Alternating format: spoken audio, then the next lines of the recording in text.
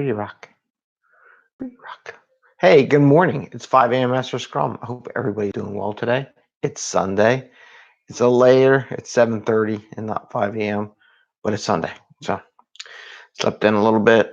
What we're do for today, hanging out with the kiddos. So this is 5 a.m. Mester Scrum. We're here to give you practical and tactical ideas on how to work effectively in business and using Scrum and Agile so that you can get home and have fun with your kids like yesterday and they wake up and give you so much fun and just have a good work-life balance and enjoy time. So today, just this little piece of coal, and I was just thinking about it the other day, about joining work and having fun at work. Coal, you can put pressure and heat on and turn into a diamond, right? But people crumble. So we're not coal where you can put pressure and heat and do stuff and go build some diamonds. Anyway, so I just wanted to say we're not there. So I want to talk about hours and capacity and what. And again, I got to get up earlier because it's crazy. This is episode 83. So yesterday I talked about hours and I mentioned hours, and we analyze. I just don't want everybody to take the hours thing and try to calculate it. Hey, you have 6 hours a day and you can do this. And so that's coal mentality, right? Where you put pressure on it. Oh, you have so many hours, fit it in. You told me it was going to be 5 hours and it took you 8 hours. You're wrong. Your estimate's wrong. Everybody keeps forgetting who asked that question. We all agree that estimates are always wrong. It's just supposed to give you an idea to get into an area. But I just wanted to touch base on that where we calculate how many hours and the capacity. But if you notice what I was doing, I was just helping you calculate like a rougher estimate or get an idea of what would be available to do work compared to your normal velocity, which is a measure over time. And not necessary to say, well, we have 32.5 hours worth of time to go work on stuff, and we got to do that. And then you get people in there who spend way too much time like analyzing. I'm gonna say good morning to everybody. Oh, I'm shaking the screen. Good morning. One day we'll move it. Analyzing. Well, you forgot bathroom breaks and going and eating food and all that. I'm not expecting people to worry about all that stuff. I've been in industries where you do calculate all that time and how many picks and everything.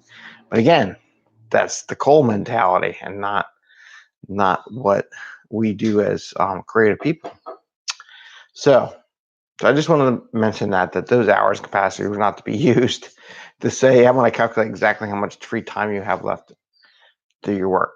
So with that, I just want to talk about how all that information plays in together. I got the whiteboard. It changes the light when you get the whiteboard in there. So I like to think of the whiteboard. I do a target, right? On the outside is the features. And in the inside, because I'm on the television show, is the stories. And this is the tasks, right? So let's say at PI, if you're doing a release planning, you got features, maybe you got t-shirt sizes, extra large, large. And then stories, you have points. Tasks, you have hours, right? So each over time, you start at features, big and broad. You got a concept what you want. Stories, you do better estimating, stuff like that. And then task, you got hours. And again, I got to start getting up earlier because I can't do this late.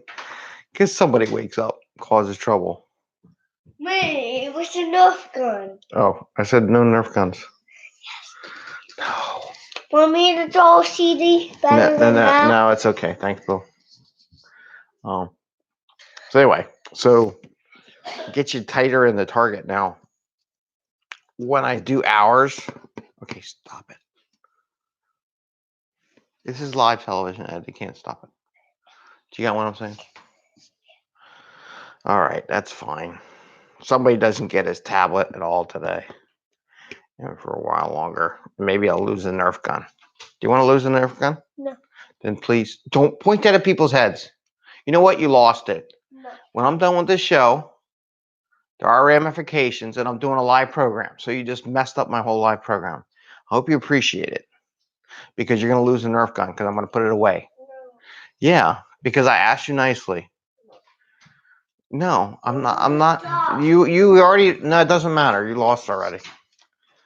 So I'm gonna have to cut all that out of the show when I do clips. But it's going live, so it's naturally in the internet now. So there you go.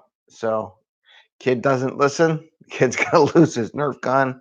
I told him a million times. He's old enough to realize what it means. So that's what he's gonna get. So you have stories on this side, and I'm gonna end it early because of this. And tasks on this side.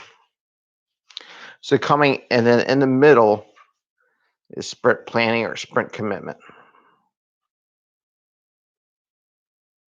Commitment. I'm missing a T. So you got stories coming this way and you got tasks coming this way.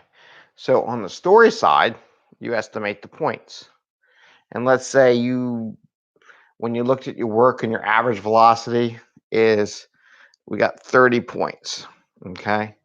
And we figured out how to do the hours the other day. In tasks, let's say we start so coming into sprint planning today, we do points. When we're on sprint planning day, that day we're starting to figure out tasks and how many hours. So here you're figuring out hours, and it's not to figure out math and calculate and what you can and can't do, but it's more of a question of